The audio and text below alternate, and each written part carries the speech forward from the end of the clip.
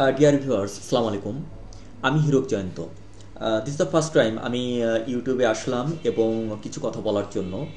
আর এই কথাগুলো সম্পূর্ণ রাসূল করিম এবং রাসূল করিম সাল্লাল্লাহু আলাইহি সাল্লাম এবং আল্লাহকে নিয়ে কটূক্তিকারী মুফাসসিল ইসলামকে উদ্দেশ্য করে।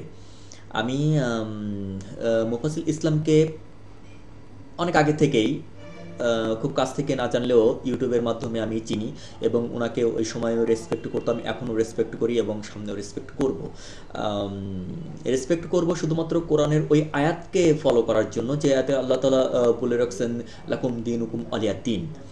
এই আয়াতকে শুধুমাত্র ফলো করার জন্য আমাকে ওনার রেসপেক্ট করতে হবে।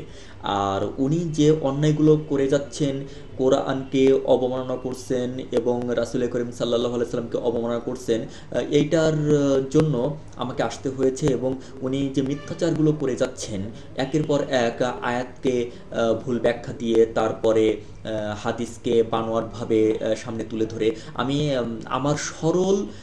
আমার সরল চিন্তায় আমি ওনার প্রত্যেকটা মিথ্যাচারের জবাব দেওয়ার জন্য প্রস্তুত। এবং সেক্ষেত্রে আমি এটা মনে করি যে আমি লেখালেখি করি, আমি কবিতা লিখি এবং আমি বিজনেস করি।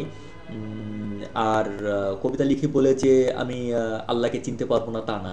আমি আল্লাহকে খুব কাছ থেকে দেখেছি। Yes, I have seen my own eye and you have to believe this.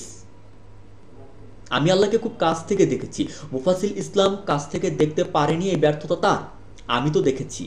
তো সেক্ষেত্রে আল্লাহকে নিয়ে একটা মিথ্যাচার উনি করবেন, রাসূল করিম সাল্লাল্লাহু আলাইহি সাল্লামকে নিয়ে একটা মিথ্যাচার করবেন, এটা আমি মেনে নিতে পারবো না। মুফাসিল ইসলাম আমার বাবাকে একটা গালি দিক, আমি হয়তো ক্ষমা করব।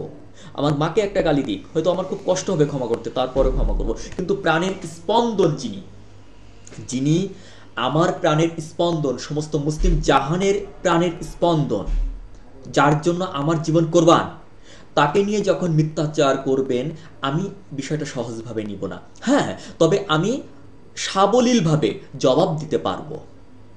আর জাতে পাকের কসম, মুফাসিল ইসলাম যে মিথ্যাচারগুলো করে যাচ্ছেন, এই মিথ্যাচারের জবাব অবভিয়াসলি উনি পাবেন এবং এই জবাবটা আমাদের কাছ থেকে পাবেন, আর শাস্তি পাবেন আল্লাহর কাছ থেকে। অতএব আজ থেকে আমার যাত্রা মুফাসিল ইসলামের যে মিথ্যাচারগুলা, সেই মিথ্যাচারের জবাব দেওয়াকে কেন্দ্র করে। আপনারা ভালো থাকবেন।